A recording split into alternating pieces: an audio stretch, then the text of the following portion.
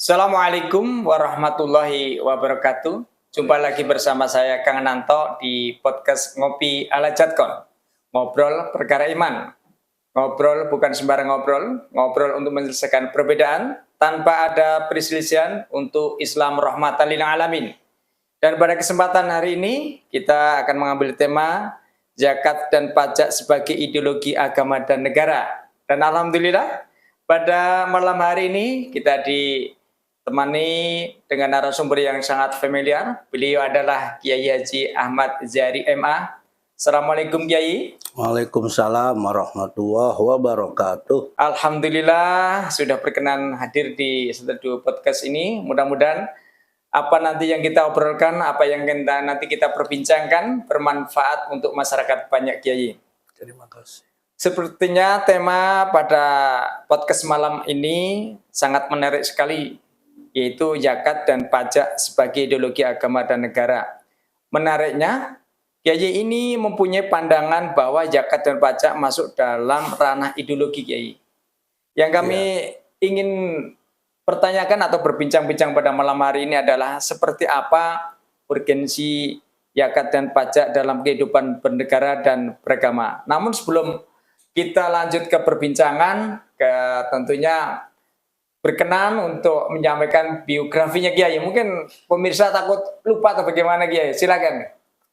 Ya, Assalamualaikum warahmatullahi wabarakatuh. Waalaikumsalam. Nama saya Ahmad Zahari. Di organisasi KNU-an, saya wakil Rois Suriah PWNU DKI Jakarta. Alhamdulillah. Kelahiran dari Cirebon, ya. Tahunnya nggak saya sebutkan. Saya juga latar belakang pendidikan. Alhamdulillah saya pernah mondok pesantren di Has Kiai Haji Akil Sirot Kempek. Ya. Alhamdulillah ya. Guru-guru saya termasuk ayahanda dari Profesor Dr. Kiai Haji Said Akil Sirot dan keluarga besarnya. Kemudian saya bisa melanjutkan ke Ma'had Ali Asy-Syafi'iyah Jakarta ya, tahun 1985 sampai dengan 90. Ma'had Ali adalah sebagai proyek pertama pesantren tinggi di Indonesia ya. Kalau lihat dari kurikulumnya adalah termasuk yang sekarang diambil alih oleh MUI itu. Jadi kaderisasi ulama. Jadi selama 4 tahun kami dididik, digembleng bukan saja oleh para ulama, tapi para ahli, para ilmuwan, para dosen, baik dari perguruan negeri, perguruan Al-Azhar dari luar negeri, semua itu tergabung untuk sebagai dosen mencetak kaderisasi ulama. Nah, setelah itu baru saya melanjutkan kuliah yang formal ya. Itu alhamdulillah sampai sekarang masih aktif di Nahdlatul Ulama atau PWNU DKI Jakarta. Masya Allah. Ya. Baik, Kiai, terima kasih ya. Biografinya tentunya luar biasa. Pengalaman dari Kiai ini mungkin ilmunya yang sangat luar biasa. Dan tadi yang pernah saya sampaikan untuk tema malam hari ini adalah zakat dan pajak sebagai ideologi agama dan negara. Seperti apa urgensi zakat dan pajak dalam kehidupan bernegara dan beragama, Kiai? Mohon penjelasan, Kiai. Sebelum saya menjelaskan ya tentang bahwa zakat dan pajak itu sebagai ideologi agama dan negara, jadi di zaman Rasul, Nabi Muhammad itu mempunyai sifat amanah. Orang yang terpercaya. Di mana orang-orang Quraisy, orang-orang non-Islam ataupun sebelum Islam datang, Nabi itu sudah dipercaya oleh masyarakat Hijaz, masyarakat Mekah, bahwa setiap orang yang mau bepergian kemanapun itu selalu menitipkan uang kepada Nabi, menitipkan sertifikat ke tanah itu kepada Nabi, menitipkan ternak juga kepada Nabi. Kenapa? Karena Nabi Muhammad sangat dipercaya oleh orang Mekah. Dipercaya dari mana? Setiap dititipkan, setiap dititipi barang, harta, dan lainnya itu tidak pernah dikurangin sedikit pun. Bahkan ada yang menitip unta, menitip kambing, itu di Nabi dikelola ya, sampai bisa melahirkan kambing dan ontanya. Itu pun tidak dikenakan biaya. Sehingga waktu Nabi mau hijrah ke Madinah, itu Nabi mengumumkan kepada masyarakat khalayak umum bahwa saya mau hijrah, oleh karena itu barang titipan semua harus diambil. Kembali. Semua itu menangis karena apa? Mereka sudah punya bayangan. Bayangannya bagaimana? Ini kalau dititipkan ke selain Muhammad, pasti duitnya kurang. Pasti nanti Pajaknya pertaniannya juga kurang dan lain sebagainya. Lah oleh karena itu ketika Nabi pindah ke Madinah malah justru semakin ramai lagi orang-orang menitipkan barang-barang yang berharga kepada Nabi Muhammad Shallallahu Alaihi Wasallam, sehingga nanti di sana muncullah satu kesepakatan dari ijtihad para sahabat ya, termasuk Nabi sendiri. Kemudian semenjak di Madinah penitipan barang itu kemudian dilembagakan. Artinya apa? Kalau dulu di Mekah itu sifatnya masih manual, tradisional, tapi begitu di Madinah sudah dilembagakan. Apa namanya? Baitul Mal. Jadi nanti dikelola semua, pembiayaannya berapa, kena cas ongkosnya berapa, penitipan itu. Lah setelah itu baru Nabi kemudian menerapkan penggajian para karyawan yang menulis, yang menjaga kebun, yang menjaga harta itu. Lah dari situlah kemudian yang kita kenal dengan Baitul Mal. Jadi rumah ya yang menghimpun, yang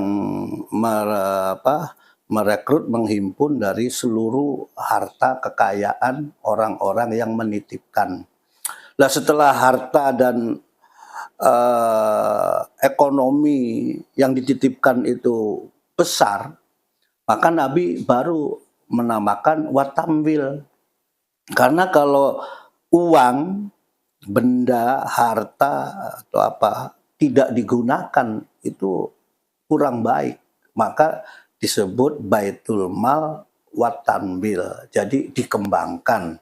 Harta itu setelah dikumpulkan kemudian dikembangkan. Lah setelah dikembangkan untuk apa? Ya dikelola. Silakan boleh orang meminjam, orang memakai dengan syarat itu untuk apa? Untuk hal-hal yang produktif. Dari situlah sebetulnya awal cikal bakal kemudian Al-Quran beberapa ayat dan beberapa surat yaitu muncul untuk membackup negara dan agama, yaitu zakat.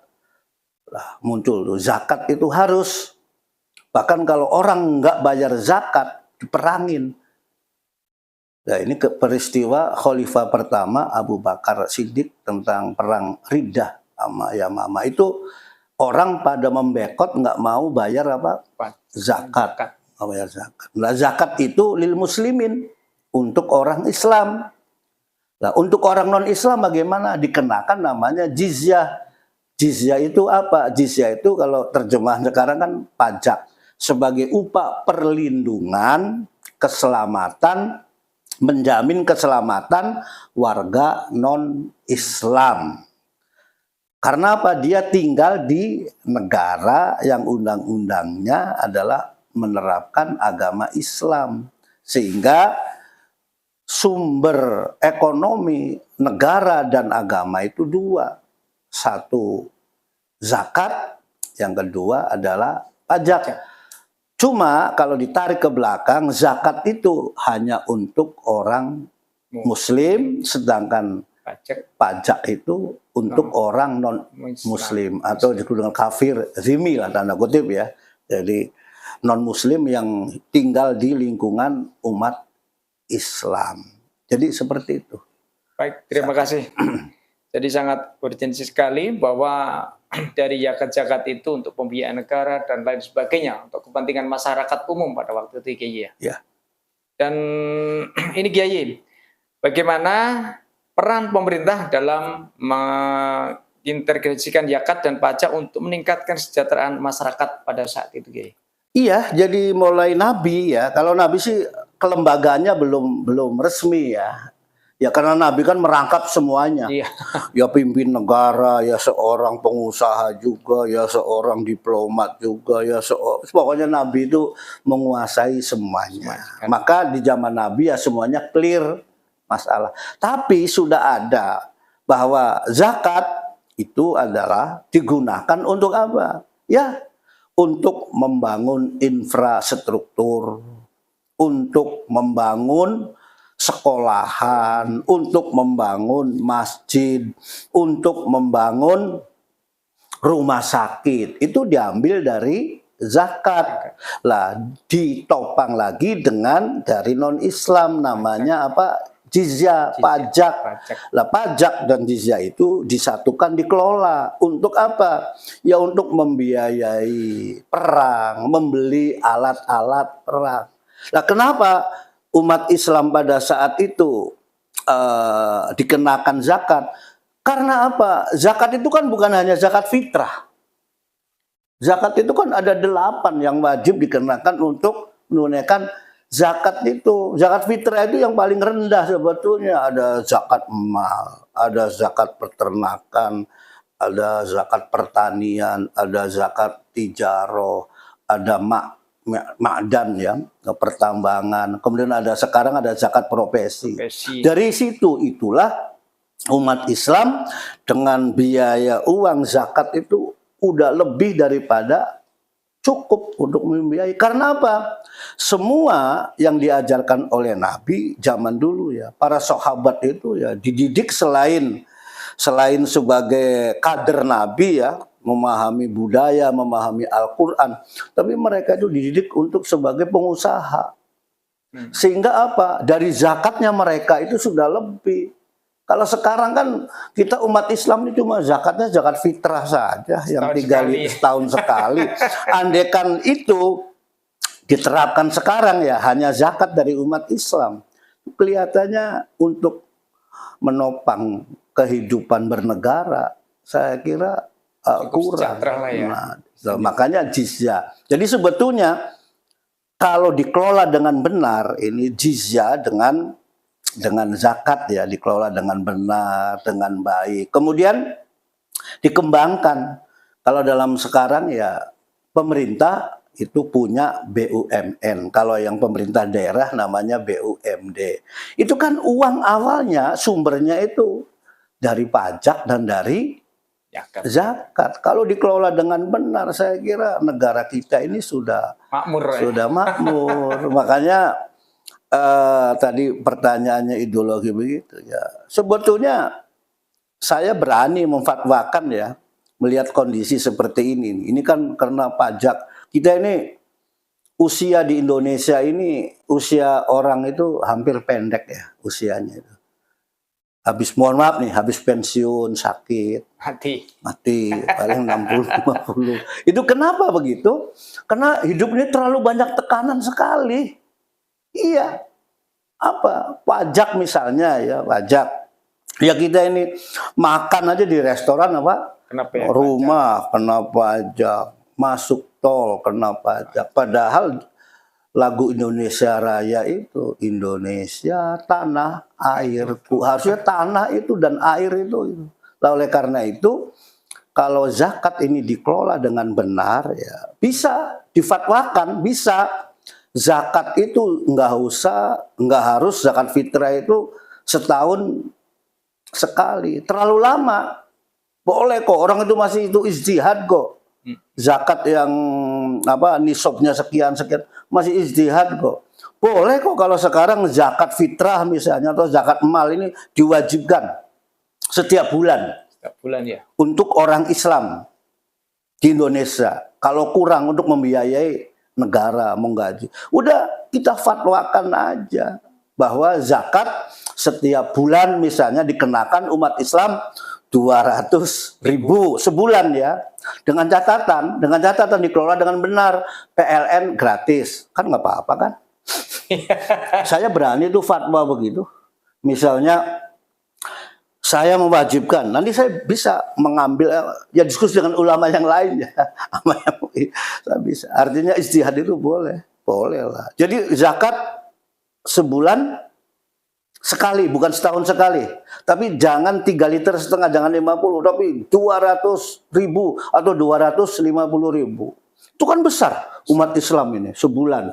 Tapi setelah kemudian kita zakat dihimpun oleh basis oleh apa? Ya itu.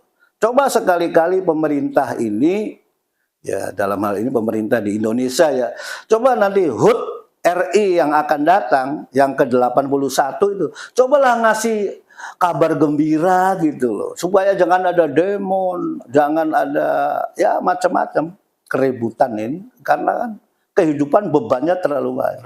Coba sekali-kali HUT RI dalam rangka HUT RI 81. PLN gratis 5 bulan. Kan orang akan bersorak.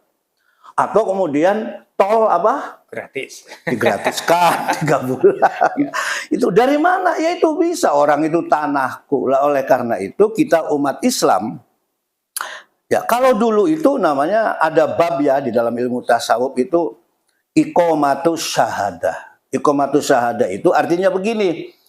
Uang zakat, uang jizyah, pajak gitu ya, dihimpun, disetorkan ke pemerintah dalam hal ini ya perpajakan, Kementerian Keuangan. Kemudian dikelola dengan apa? Baik. Dengan baik. Sehingga kita ini diajarkan oleh Islam ini, aku bersaksi bahwasanya tiada Tuhan selain Allah. Aku bersaksi bahwasanya Muhammad adalah utusan Allah. Itu kan aku. Artinya apa? Harusnya kalau kita dari Ciracas ini kemudian jalan ke Jawa, pergi ke Jawa, kemudian lewat tol, kanan kiri itu pabrik yang luas, apartemen yang hebat itu. Kalau ditanya ini punya siapa? Harusnya umat Islam itu punya aku. Karena diajarkan aku. Aku bersaksi. Kalau ke Bogor, lihat perumahan yang mewah. Ditanya, ini punya siapa? Aku. Kalau punya pabrik misalnya, ya Pertamina ini apa? Ya aku. Jangan menjawab, nggak tahu. Kayaknya yang punya mereka lah. Gimana? Tanah airku dan aku bersaksi. Lah ini, zaman Nabi itu semua dididik untuk itu. Aku. Jadi kalau rumah sakit yang hebat ini pelayanannya punya siapa? Aku, umat Islam. Nah, sekarang kan enggak. Kalau ditanya itu punya siapa? Nggak tahu mereka kayaknya. Lah, apa kita diajarkan iqomah di dalam syahadah itu mereka bersaksi kan enggak? Nah harusnya begitu. PLN punya siapa? Aku.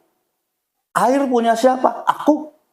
Apartemen itu yang megah-megah punya siapa? Aku. Harusnya seperti itu. Lah ini kekurangan kita. Sehingga lama-lama kita ini minder. Padahal kita dikenakan bayar zakat, juga bayar pajak pula. Tetapi kemudian kita nggak merasakan, ya kita ya nggak merasakan lah bahwa pengelolaan zakat dan pajak itu sehingga tidak sampai kemanfaatannya kepada masyarakat. Ya, itulah maka perlunya ya bahwa zakat dan jizyah pajak itu memang dua-duanya ya sebagai ideologi agama dan negara. Artinya kalau nggak ada pajak, nggak ada zakat ya negara ini akan apa?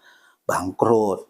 Tapi walaupun begitu, jangan dinikmati oleh golongan, jangan dinikmati oleh perorangan gitu ya. Jadi inilah zakat ini, karena zakat itu artinya ya untuk membahagiakan, membersihkan dari segala pikiran yang tertekan, jiwa yang tertekan. Ya.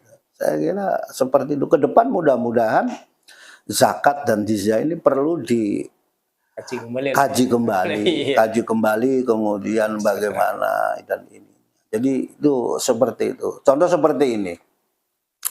Iya ya, saya pernah kalau saya naik motor, saya mampir ke tukang bensin yang jualan botolan, literan itu. Saya nanya sama ada orang Batak, ada saudara kita yang dari Jawa. Mas, ini sehari dapat menjual literan itu dapat berapa? Ya mereka 100 botol laku, sampai 200 kalau dari pagi sampai sore. Nah, itu kan harganya kan marginnya 2.000 ya. Berarti 2.000 kali 200 botol berarti 400.000 itu. Itu yang jualan BBM yang botol. Kalau kita keluar dari sini kan ada tuh Pertamini itu. Itu sampai 2.000 liter sehari itu. Kalau untungnya 2.000 per liter kali 2.000 liter, itu kan udah berapa juta itu? 4 juta kan? Lah, yang jualan botol untung, yang Pertamini untung. Pertamina kok rugi? Aneh. Aneh kok Pertamina kok rugi? Pertamini untung, botol untung. Tapi Pertamina apa? Rugi, berarti itu banyak itu. Itu jangan-jangan sarang apa? Nah sekarang terungkap semua kan? Ya kita sih nggak kaget nggak apa loh. Tapi kekayaan dikorupsi sampai 3.000, 2.000 triliun itu buat apa? Itu berarti orang Islam nggak beriman, nggak memahami tentang ideologi zakat dan pajak. Orang itu dari rakyat kita amanah, kita bangun bersama. Jadi ke depan Indonesia ini kalau ingin makmur, ingin maju ya tetap kita kewajiban membayar zakat dan pajak oke. Tapi juga kepada yang mengelola itu harus amanah sebagaimana yang dicontohkan oleh Nabi Muhammad SAW. Sehingga umat Islam kemudian konsep kenegaraannya, hukum ketatanegaraannya sampai diakui oleh Romawi, oleh Persia. Semuanya belajar sama Islam itu. Sehingga Islam ya cepat diterima hampir seantero dunia dan sampai di negeri kita ini. Saya kira begitu. Begini, kalau tadi kayaknya menyampaikan bahwa pajak dan zakat mal itu bisa menopang untuk kesejahteraan rakyat. Jadi idealnya itu berapa persen untuk zakat gitu, Kiai? Ya kalau zakat itu yang sudah ini ya, yang sudah ya ditetapkan lah. Selain pertanian ya, itu kan 2,5%. Lah 2,5% itu masih bisa dinego asal pengelolaannya benar ya, benar dan baik itu, karena itu hasil ijtihad. Contohnya begini, di zaman Nabi di hadis-hadis ya di fikih sebagai rujukan umat Islam itu kan pertanian kalau menurut fikih dan hadis itu kan dikenakan 10%. Sedangkan tijaro, sedangkan perdagangan ya dikenakan 2,5%. Loh kenapa Nabi menetapkan 10% untuk pertanian? Karena di zaman Nabi itu jadi sosial ekonomi masyarakat yang disebut kaya itu adalah petani. Ya, zaman saya kecil aja di kampung yang namanya orang kaya itu kalau sawahnya banyak. 2 hektar, 5 hektar. Terus di samping rumah belakangnya ada lumbung. Di sampingnya punya sapi, punya kambing. Itu yang namanya pengusaha waktu itu. Kalau pagi-pagi itu kakek saya juga begitu. Pakainya teh tubruk, minum itu ambil rokoknya gudang garam merah. Ini anak buah tuh sampai ratusan. Ada yang begitu, contohnya orang kaya. Makanya wajar lah waktu itu dikenakan 10 persen. Tapi sekarang di Jakarta 8 kewajiban zakat itu sudah nggak ada semua umat Islam ini. Petani udah nggak ada, apalagi di kota kan. Yang punya ternak nggak ada. Yang punya kebun nggak ada. Kan sudah nggak ada semua. Sehingga umat Islam ini andalannya cuma satu. Setahun sekali cuma zakat apa? Fitrah. Pengusaha sudah bukan. Sehingga itu perlu ada rumusan baru tentang apa? Tentang zakat itu. Di zaman Nabi itu sangat gampang, orang semuanya pengikut Nabi itu rata-rata mayoritas itu pengusaha. Sehingga Nabi kalau mau bangun masjid, mau bangun jalan itu gampang. Atau mau beli persenjataan ya, alat perang, persenjataan alat perang. Itu Nabi tinggal menyampaikan aja. Besok mau membangun masjid, kemudian besok mau beli sumur. Ini ada kan kasus sumurnya orang Yahudi itu. Kalau sekarang 2 miliar gitu loh. Karena sahabatnya semua pengusaha. Dan itu istri-istri sahabat aja kalau sudah Nabi ngomong begitu, yang pakai kalungnya dilepas, yang punya gelang apa? Gelangnya dilepas. Itu sampai Nabi mungkin dapat kali 10 kilo. Terus sahabat yang lain, ya Rasul, saya nyumbang 100 ekor apa? Unta. Saya 200 ekor. Semuanya clear. Kenapa? Dulu orang Islamnya tuh kaya juga. Jadi urusan negara, urusan agama itu selesai, clear dengan zakat saja. Jizyah itu dikelola kembali oleh negara untuk keamanan mereka sebagai orang non Muslim yang tinggal di negara yang notabene adalah mayoritas beragama apa? Islam. Dan itu dinikmati juga oleh orang non Islam. Jadi zakat dan jizyah itu selesai. Dan sekarang coba misalnya kita mau ingin bikin masjid gitu, kita menyampaikan gitu, apakah ada ibu-ibu yang lepas apa? Kalung, gelang, atau ada orang Islam tuh, saya nyumbang 100 apa? Ekor sapi. Ada. Malah kiainya aja bikin proposal melulu. Kalau mau bikin masjid, bahkan saya kan sedih orang bikin masjid, bikin musola. Ya. Amin, di jalan buka drum itu baca sholawatan gitu. Yang ngasihnya gope, nangis saya kadang-kadang. Gini amat ya nasibnya perjuangan umat apa? Berarti kalau begini salah konsep memahami ideologi ajaran Islam, terutama yaitu zakat dan pajak. Harusnya dari zakat aja itu udah cukup membangun masjid yang miliaran triliunan juga bisa umat Islam. Orang umat Islam mayoritas kok. Coba sekarang kalau kita hitung misalnya sebulan 100.000 kali 240 juta umat Islam, ngitungnya susah kan? Susah. Udah susah ngitungnya. Setiap bulan mau bangun apa? Masjid, madrasah, rumah sakit, industri, pabrik. Kita bisa harusnya membangun, bikin industri sarung, tekstil, membangun apa untuk perlengkapan mandi, sampoan, nyuci, odol. Itu harusnya umat Islam yang menguasai. Sehingga ketika kita lewat kemudian beli produk, ini produk siapa? Aku. Tapi kalau ditanya itu, sekali lagi, nggak tahu mereka. Padahal kita iqomatus syahadah sudah dinyatakan, aku bersaksi bahwa bumi ini milik Allah, diwariskan kepada saya. Aku bersaksi, laut ini diciptakan oleh Allah, ini untuk saya. Innal ardo yarisuha min ibadiy sholihin. Bumi ini memang diperuntukkan untuk hamba-hambaku yang soleh. Sebetulnya begitu. Cuma kitanya belum soleh-soleh. jadi begitu. Baik Kiai, obrolan ini sangat menarik dan tentunya ke depan akan sangat menarik sekali. Dan kita beri kesempatan yang satu ini untuk lewat. Bang, ada beras Jatkon, kita semua mau borong. Oh, beras Jatkon yang pulen dan berkah itu. Tentu saja ada. Beras Jatkon asli hasil bumi, pulen, sehat, dan yang pastinya plus doa. Plus doa. Allah yuridu janti fil jannah wa yanfa'una bi barakatihim wa karamatihim wa asrarihim wa anwarihim ulumihim wa nafahatihim fid din wa dunya wal akhiratil Fatihah. الشيطان الرجيم بسم الله الرحمن الرحيم الحمد لله رب العالمين الرحمن الرحيم مالك يوم الدين.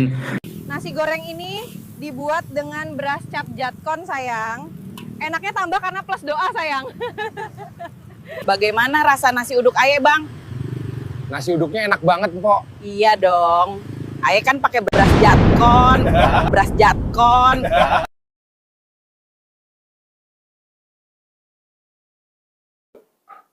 Baik pemirsa, kita lanjutkan obrolan-obrolan yang tentunya sangat menarik sekali mengenai zakat fitrah dan zakat sedekah, tentunya bersama narasumber kita yang sangat familiar yaitu Kiai Haji Ahmad Jari Emah. Kiai, kalau tadi Kiai menyampaikan beberapa hal manfaat daripada zakat emal ya yang bisa menopang kesejahteraan negara dan pada umumnya untuk kesejahteraan masyarakat pada umumnya. Dan sekarang ini adakah Kiai ini pengusaha yang sukses nih Kiai? Begitu bangkrut, tiba-tiba datang ke rumah Kiai minta saran gini-gini. Ada nggak Kiai itu? Ya rata-rata memang begitu kalau yang datang ke Kiai itu kalau sudah jatuh. Kalau masih jaya malah apa? Nggak datang-datang? Jarang, bukan jarang gitu ya. Ya, jadi ya itu nggak apa-apa. Memang itu saya bilang begini, itu udah nggak usah ke kiai, ya nggak usah ke ustad.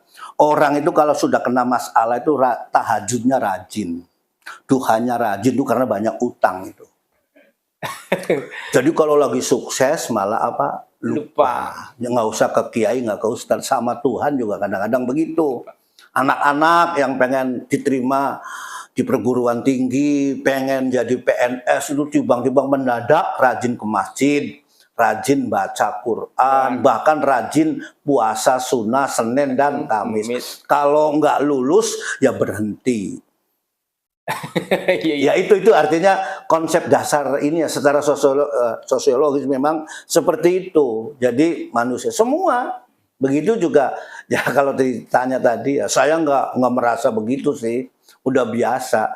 Kalau masih kekurangan ya dekat minta didoakan. Tapi kalau sudah sukses ya lupa. Tapi bagi saya nggak pernah berpikir hal itu ya. Pokoknya semua itu sama. Yang datang mau yang sukses, mau yang bangkrut, mau yang apa. Toh juga saya cuma bisa sumbang sarannya cuma doa.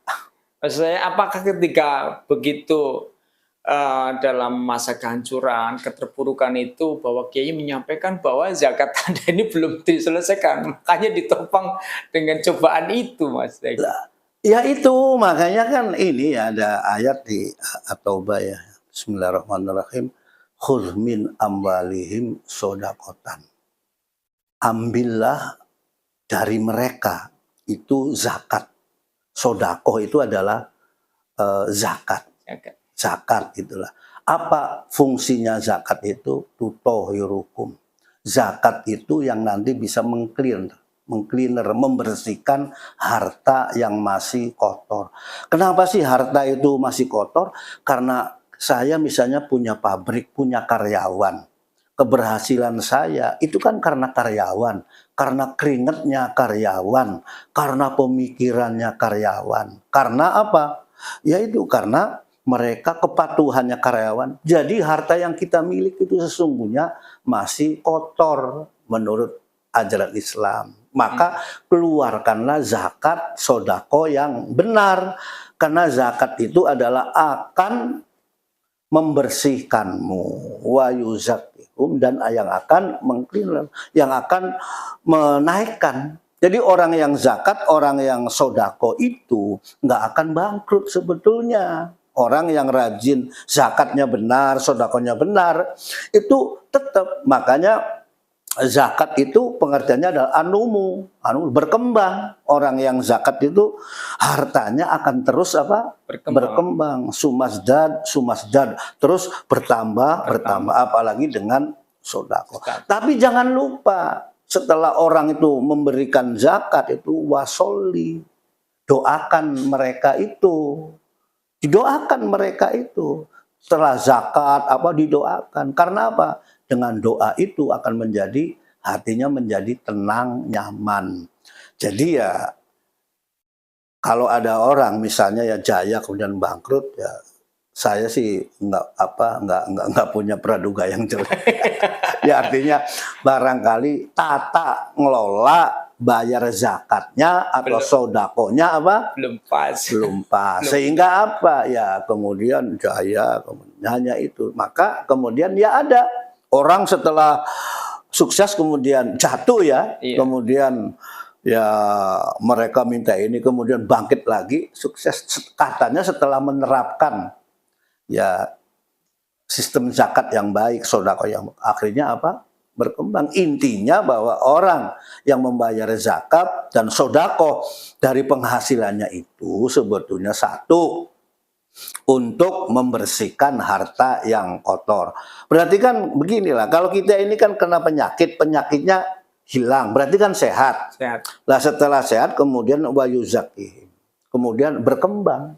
Itu Allah yang berfirman. Yang Jadi kita harus apa? Yakin gitu. Lah kemudian setelah itu kita doakan, berdoa, tetap berdoa ya. Berdoa itu usaha dan harus teliti, jangan ceroboh lagi lah. Lah kemudian yang menjadi apa? Tenang, menghasilkan uang. Jadi memang kalau ada orang mengatakan itu ya uang itu nggak ada manfaatnya, nggak ada kesenangannya. Iya kalau sedikit. Kalau banyak mah nikmat. Jadi itu. Untuk masalah zakat tadi ya Kiai ya. Iya. Kalau usahanya sudah sukses, sudah tinggi, dan tidak boleh berprasangka bahwa itu usaha saya terus saya. Di situ adalah campur tangan Allah dan kita harus mewajibkan mengeluarkan zakat itu Kiai ya. Iya. Jadi memang itu makanya zakat itu adalah sebagai ideologi agama, juga negara juga. Artinya kalau orang itu ini zakatnya benar, oke lah kemudian diwajibkan apa? Pajaknya juga ya benar. Sebetulnya kembali ke ajaran Islam yang pertama juga sebetulnya cukup. Asal nanti begitu itu zakat diijtihadi kembali gitu loh. Nah sekarang coba bayangin petani 10%, lawyer, penceramah itu harusnya kena zakat penceramah itu. Kalau sudah sampai nisab itu. Kalau yang baru khutbah yang 500.000 ya belum lah, itu mah belum. Lah ini yang penceramah yang tiap hari 3 kali dia minta itu ya target kan, ada kan sekian puluh juta, bayangin dihitung itu kalau tahun itu nisab enggak, itu profesi Ya, profesi ya. Penyanyi lah harusnya penyanyi, kiai yang ceramahnya laku, dokter, lawyer ya, pengacara itu dibalik jangan 2,5%, harusnya 10%. Petani diturunkan menjadi 2,5%. Kenapa petani itu sekarang petani padi ya, petani yang lain-lain di kampung itu sebetulnya itu nggak untung, nggak apa, tapi mereka masih komit loh membayar apa?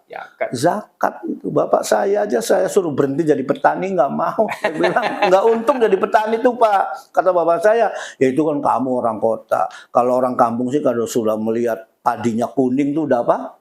Bahagia. Terus zakatnya berapa? Kata bapak saya tetap 10% mereka komit. Lah yang petani sekarang padi itu sekarang sudah generasinya sudah nggak mau, jarang ya. Berarti sudah nggak ada lagi ruang zakat untuk umat Islam ini. Karena apa? Ya sudah pengusaha bukan, menguasai pertanian yang luar enggak juga. Kelapa sawit juga bukan aku tapi apa? Mereka. Perikanan bukan aku tapi mereka. Kemudian semua tanah dan properti juga mereka. Bukan aku tapi apa? Mereka ya, sehingga itu jalan tol yang harusnya ini tanahku juga apa?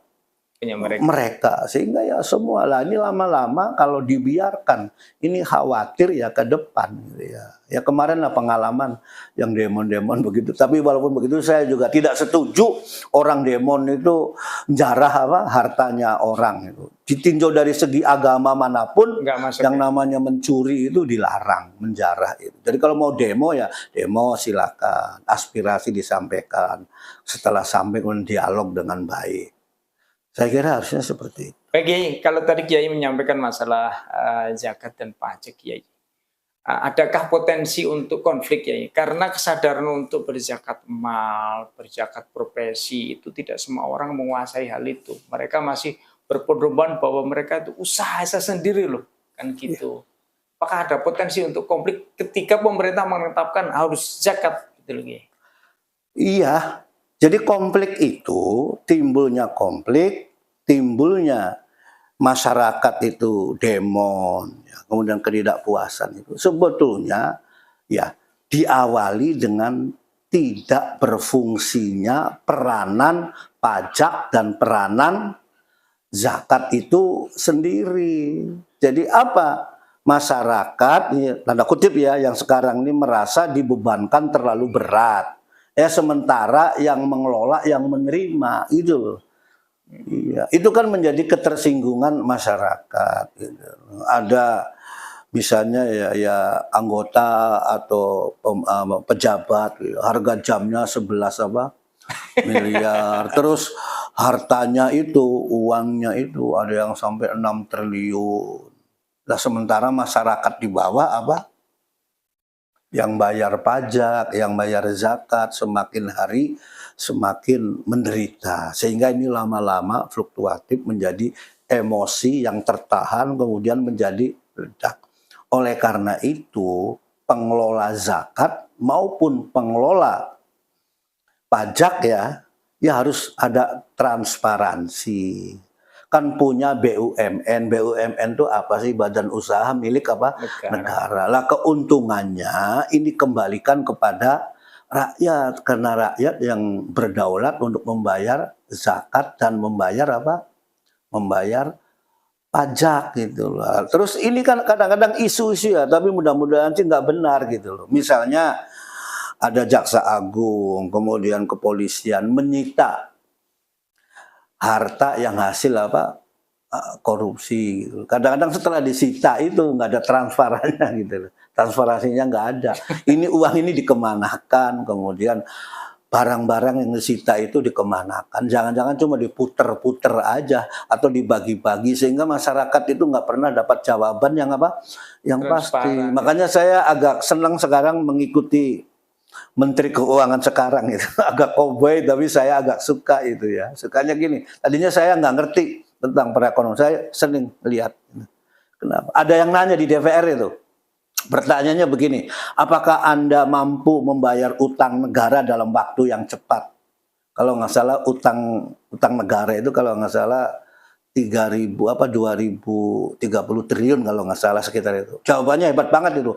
Orang dikorupsi aja 3.000 triliun aja bisa. Kenapa nggak bisa bayar utang? Jadi sebetulnya nggak bisa bayar utang tuh kelihatannya ya. Itu ada ya skenario supaya bangsa Indonesia ini selalu tetap punya utang. Sehingga ya itu tadi. Ini kalau saya salah mohon maaf ini. Jadi Menteri Keuangan sekarang begitu. Enggak, saya nggak akan membebankan masyarakat untuk membayar pajak ditingkatkan. Tapi saya ingin masyarakat bisa meningkatkan pendapatan. Itu bagus sekali tuh. Artinya begini, yang ditingkatkan itu bukan bayar pajaknya, tapi pendapatan masyarakat yang nganggur disuruh kerja, yang punya modal kecil dibantu. Sehingga nanti dengan peningkatan pendapatan masyarakat, maka otomatis bukan hanya pajaknya, zakatnya juga bisa meningkat tadi, itu bisa ditetapkan, bisa ditingkatkan. Itu masih sifatnya ijtihadi zakat itu.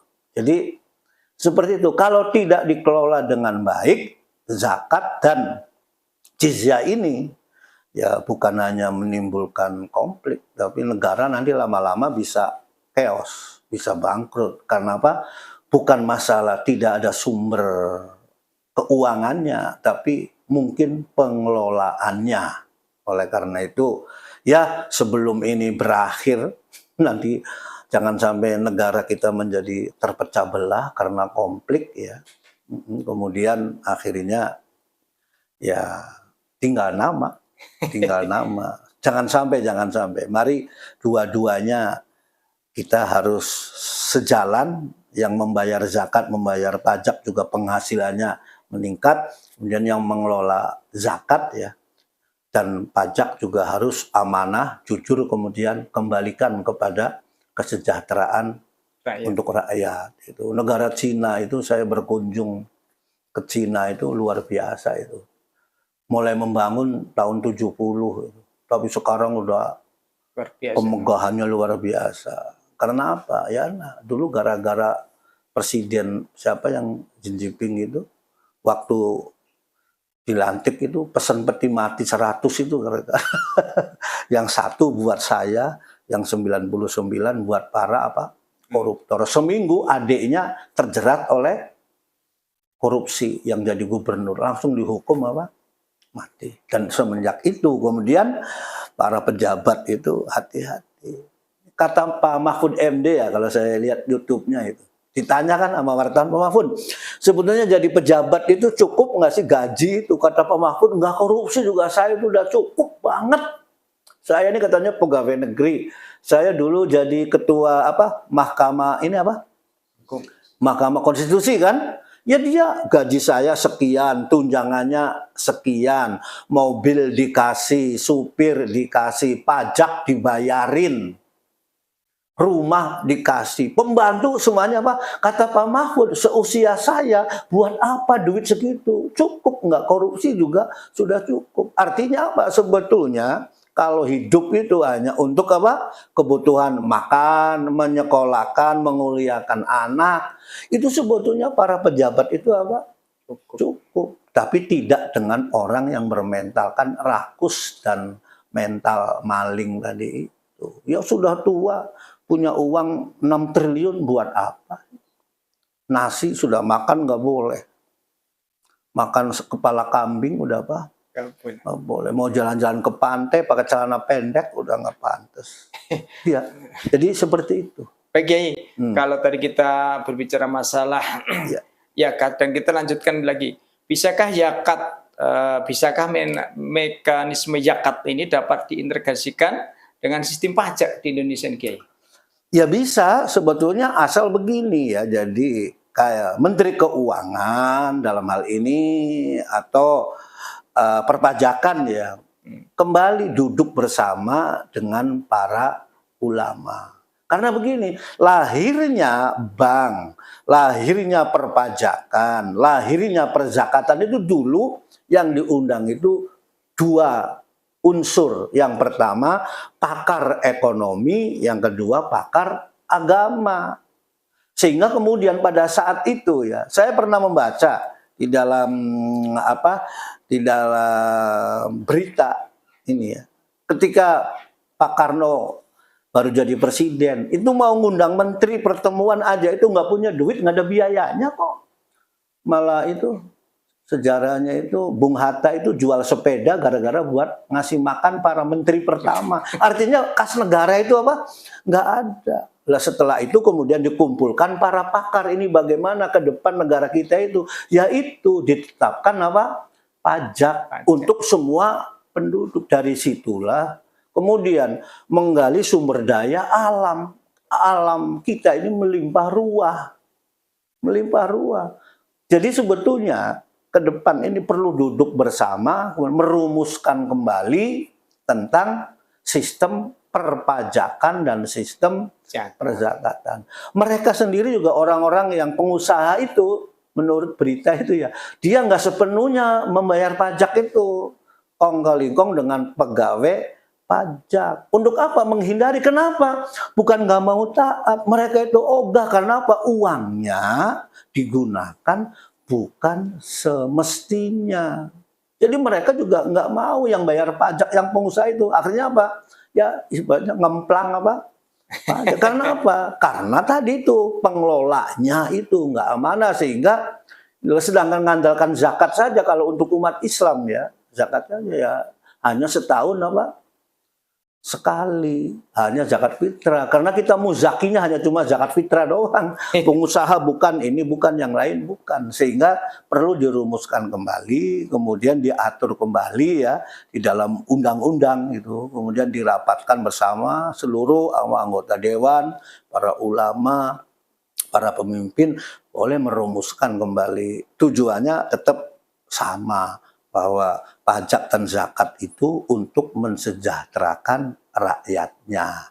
Jadi take and give-nya itu, mutualisnya itu ada, kita membayar zakat, kita membayar pajak, tapi juga ada timbal baliknya gitu. Seakan-akan kita ini tiap bulan gitu ya, mikirin bayar listrik, mikirin biaya kuliah, kemudian pajak rumah, semua dipikirin semua. Makanya usianya orang Indonesia itu jarang yang sampai Panjang. tembus. Semua rata-rata cepet apa? Meninggal karena apa? Tekanannya terlalu apa?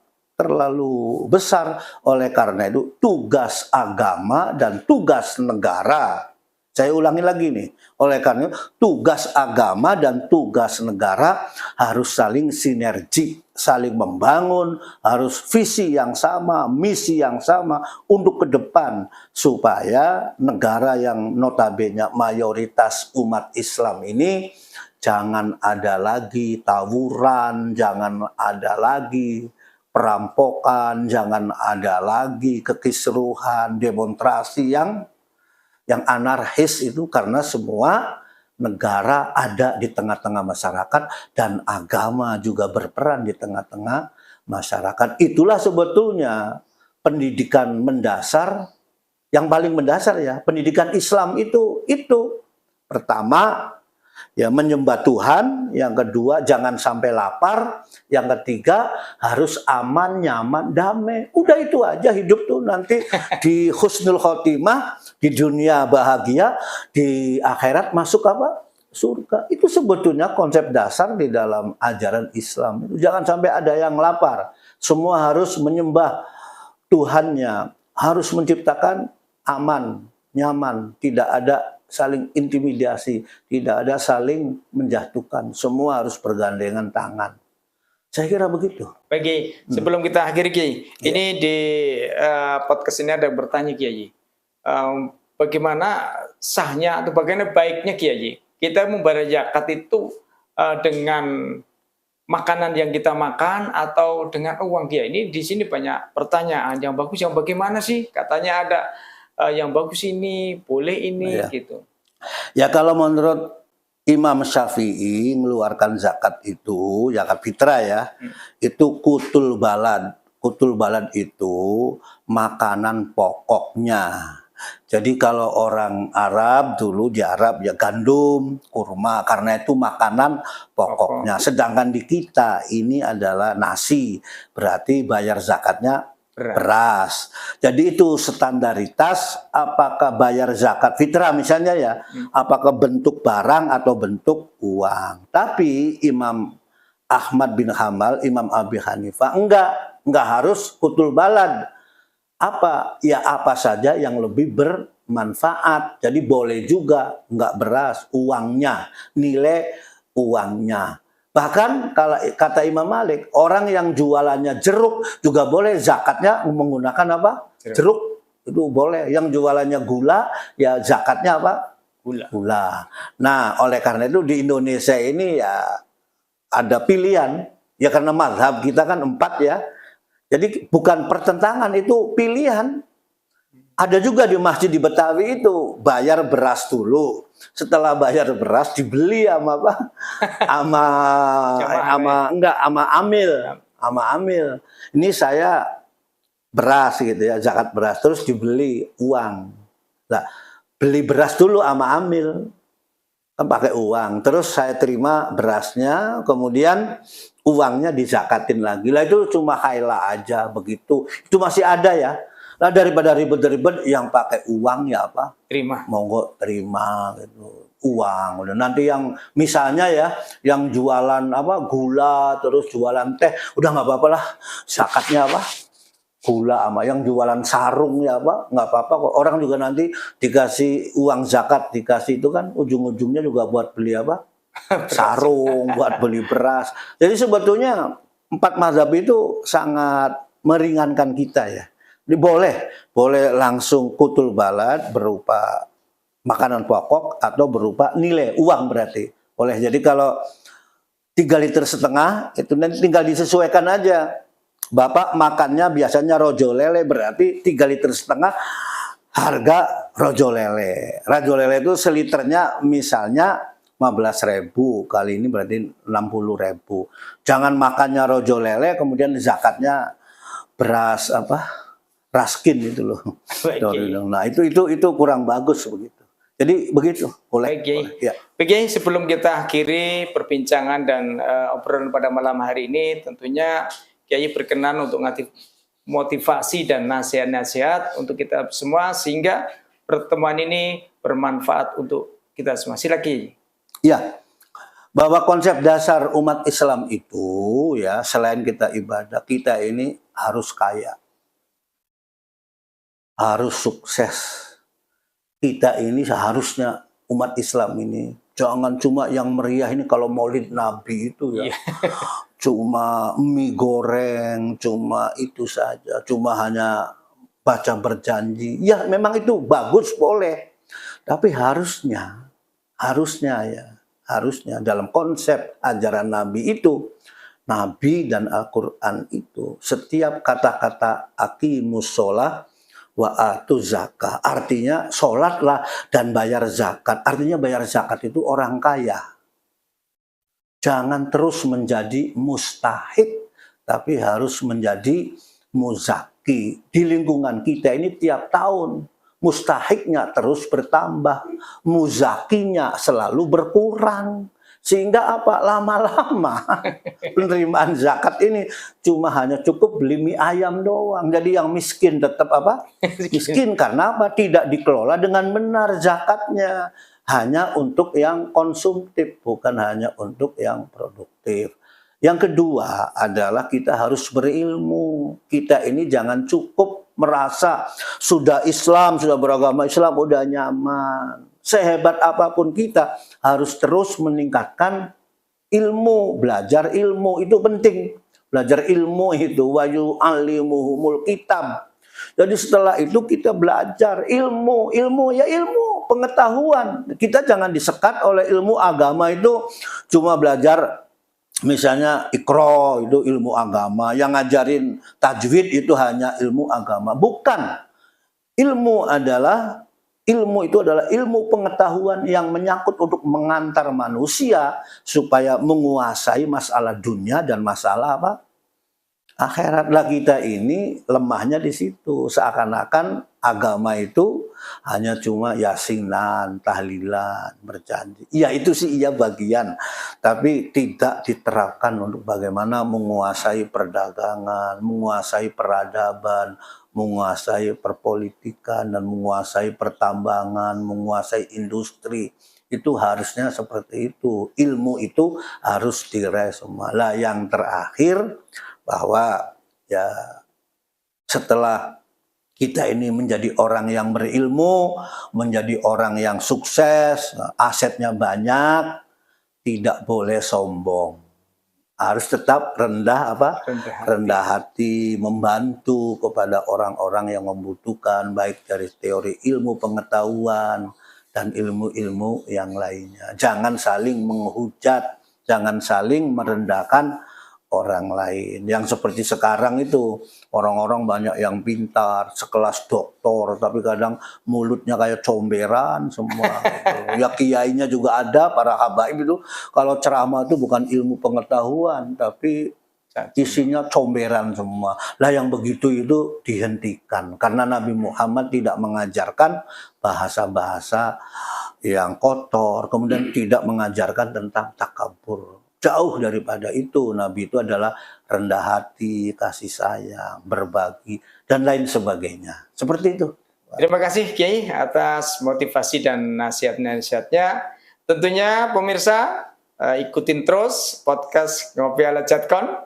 Di sini banyak nasihat-nasihat dari langitan. Semoga bermanfaat untuk kita semua. Dan jangan lupa subscribe, like, comment, and share. Dan jangan lupa kami menjadikan beras Jadkon untuk persiapan zakat di tahun depan. Terima kasih. Wassalamualaikum warahmatullahi wabarakatuh. Waalaikumsalam warahmatullahi wabarakatuh.